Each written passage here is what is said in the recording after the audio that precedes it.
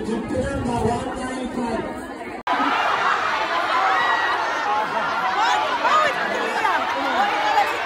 our second time here in Japan to have our own concert.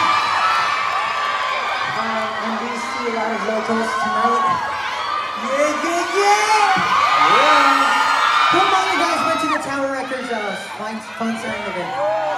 Only a few. So these guys are pretty... Alam nating lahat na sobrang daming nangyayari sa Pilipinas ngayon.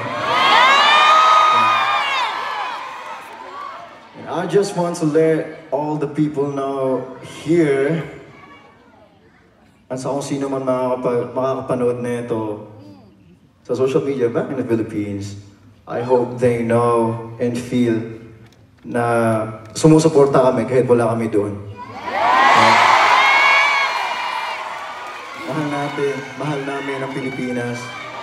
You know, alam ng lahat yan. And I know that you guys love Philippines as well. With all your heart, with all your soul. So yeah, gusto ko lang malaman ninyo lahat yan. And sa lahat ng tao na nanonood ngayon.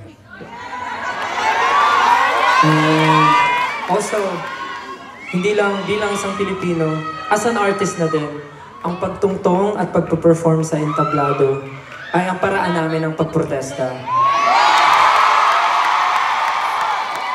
Wala man kami sa kalsada sa mga panahon o araw na nangyari yon, pero buong-buo ang suporta namin para sa lahat ng lumalaban, para sa lahat ng sumisigaw, para sa lahat ng sumisigaw ng hustisya sa korupsyon at pagnanakaw sa kabuang bayan. Siyempre, as SB19, at kahit hindi pa kami SB19, gusto ko lang sabihin na mahal namin ang Pilipinas. Marami kaming ginagawa, marami kaming mga tinatry gawin para makatulong sa Pilipinas matagal na. At para sa mga pumupuna, kung bakit daw ba nagagalit o nakakapagsalita ng mga hindi magagandang salita, syempre, hindi naman tayo laging ganun. Pero may karapatan tayong magalit kapag tayo ay ninanakawan na. Gusto ko lang sabihin, magkakaiba man kayo ng paniniwala, magkakaiba kayo ng, syempre, na sinusuportahan. Kahit sino pa yan, basta magnanakaw, may karapatan tayong magalit. Dahil tayo ang isa sa mga tumutulong sa Pilipinas. So, hindi nila pwedeng abusuhin ang kanilang kapangyarihan.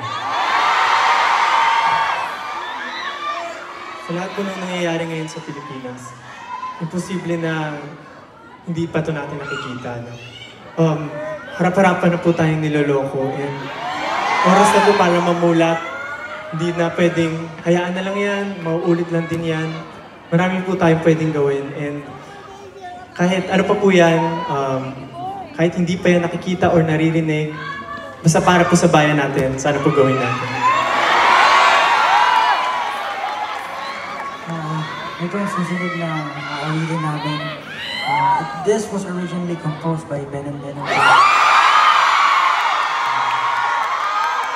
bilang isang Pilipino, hindi dapat talaga tayo manahimik. Lalo na kapag naaalipas na tayo. So itong next song namin, inaalay namin para sa mga pinipilit patahimikin ng mga boses at para sa mga Pilipinong patuloy na lumalaban sa hustisya. So kung alam niyo po yung mga salita, sabay-sabay natin. This is the Pangasinan.